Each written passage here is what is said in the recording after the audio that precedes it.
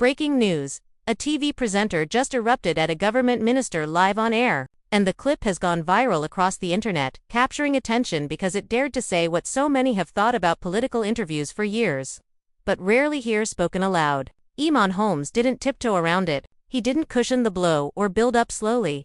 From the moment he sat down with Labour's Darren Jones on GB News, it all flipped. Within the first 60 seconds, Holmes snapped, interrupting the Treasury Minister mid-sentence and declaring, "I'm fed up, and I'm not taking this anymore."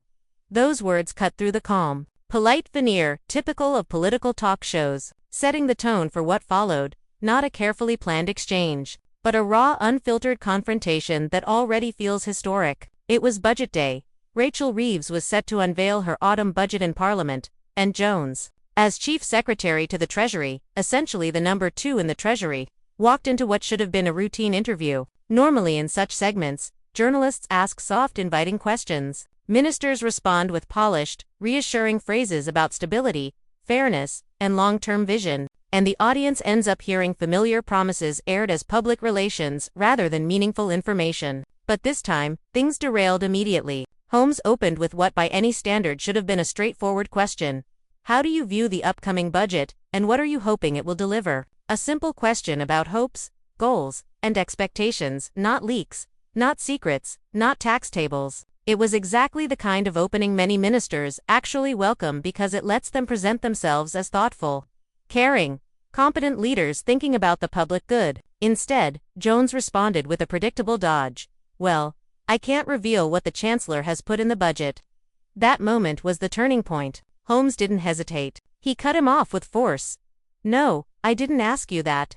There was no polite follow-up, no soft gliding into another question. Instead, there was frustration, impatience, and a palpable sense of exhaustion. You could almost hear the weight of decades of watching the same political theater being played out in front of cameras across the country. Then Holmes went in deeper, directly confronting the hypocrisy of budget secrecy combined with repeated leaks. He pointed out that no one asked Jones for confidential document content, just his expectations, hopes, and perspective. Yet, every few days, leaks emerge. Journalists get briefed. News articles spill items like tax changes, spending cuts, benefit adjustments, and policy shifts, all before the official budget announcement. The leaks are real, frequent, and deliberate. Yet here, Jones stood in front of millions, repeating the old phrase, "I can't speculate." Holmes refused to accept that line. Instead, he said, "I'm fed up with all these leaked stories coming from your side about what's in the budget." The Chancellor even released a YouTube video last night giving away more and more. "And then you sit here and say you can't speculate, as if we asked you to." I didn't ask you, number 1. And number 2, you're telling us anyway.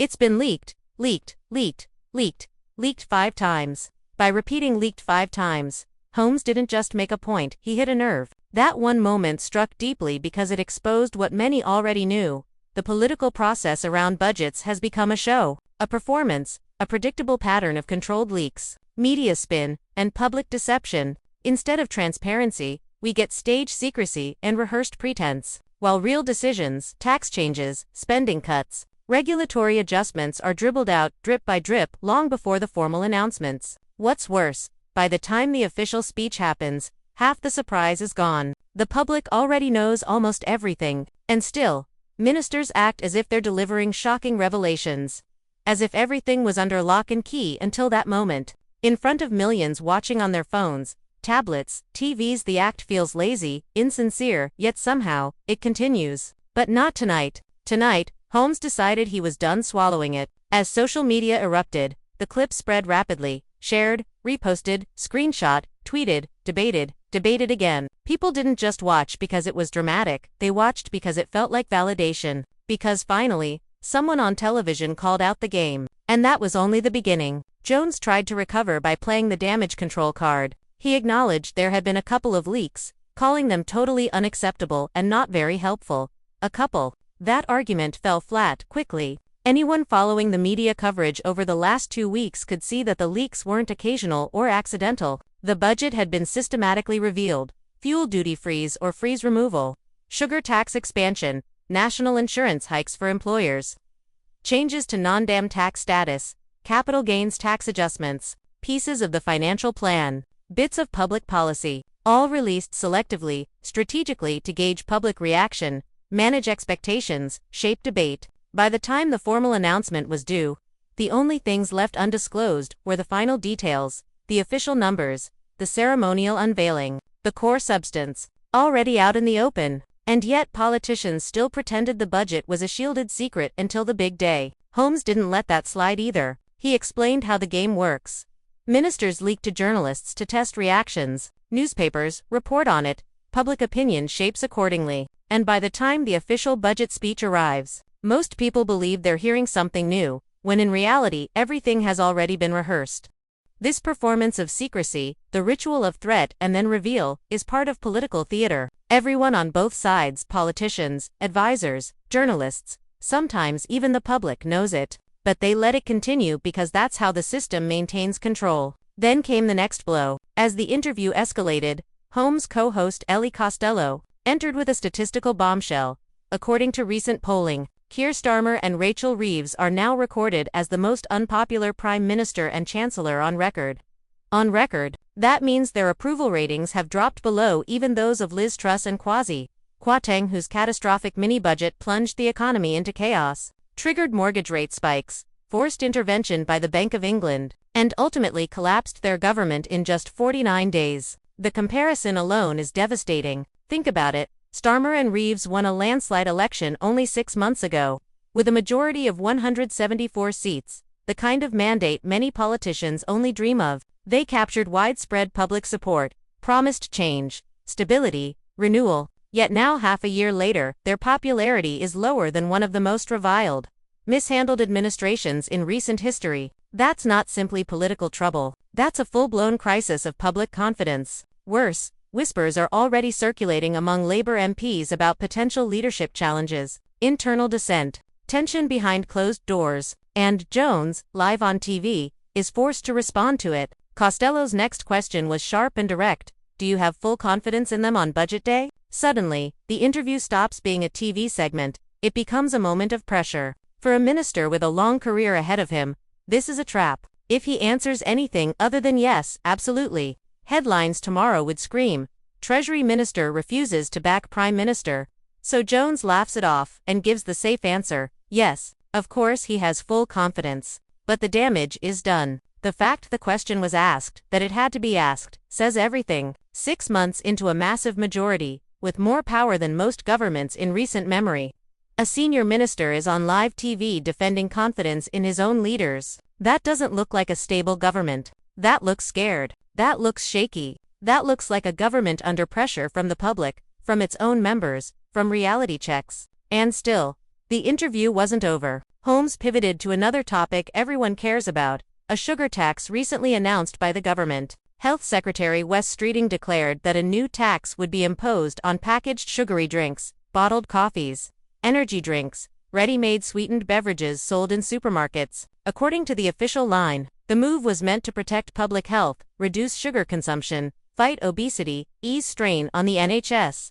Noble goals, but as soon as Holmes asked about it, the flaws hit the surface. First, the policy only applied to supermarket products, drinks sold in shops. Caf drinks, even those with identical sugar content, calories, health impact, were not taxed. That means a venti caramel frappuccino from a major coffee chain, containing at least as much sugar as a can of Coke, would escape the new levy. Meanwhile, a pre-bottled frappuccino purchased from a grocery store shelf would be hit with the tax. Identical sugar, identical health effect, different tax treatment based only on where you buy it. The policy instantly looked arbitrary, inequitable, hypocritical, and Eamonn Holmes didn't hold back. He accused the government of mislabeling a revenue grab as a health measure. He asked how they could justify targeting supermarket drinks but not cafe purchases when the health risk is the same. And when Jones tried to answer with vague appeals to chronic disease prevention, healthy manufacturing standards, and broader strategy, Holmes pressed harder until the uncomfortable silence hung heavy in the studio.